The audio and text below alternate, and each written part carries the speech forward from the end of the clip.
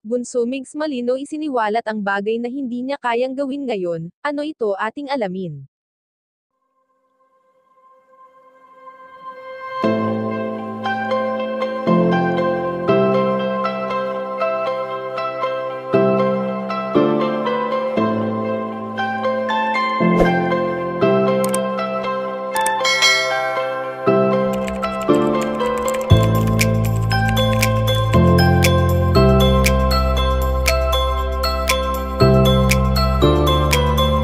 Magpasa hanggang ngayon nga ay hindi pa rin tuluyang tinitigilan ng ilang netizens ang pambabatikos kay Bunso Migs Malino.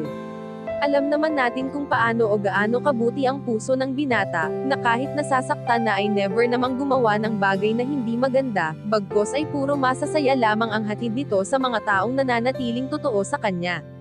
Hindi naman lingid sa ating kaalaman na hindi pa totally nakakapag-move on si Bunso Migs Malino sa mapait na nangyari sa kanyang buhay at ito nga ang araw kung kailan siya iniwan ng kanyang pinakamamahal na katambal. Bagamat taon na ang lumipas, ngunit tila ba kahapon lamang ito nangyari.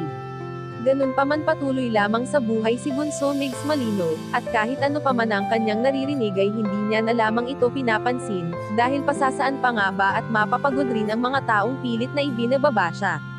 Marahil ngayon ay marami ang nagtataka kung bakit hindi pa rin nakakadalaw ang binata sa kanyang prinsesa, ngunit ngayon nga ay aming napag-alaman na hindi kayang bitawan ni Bunso Migs Malino ang mga bagay na nagpapaalala sa kanyang pinakamamahal na katambal, na kahit hindi niya napupuntahan sa ngayon, ay never naman niya itong kinalimutan at palagi niya pa rin itong ipinagdarasal.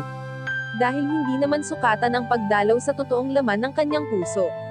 Kayo mga kachika, anong masasabi nyo dito? Please leave the comment and don't forget to subscribe.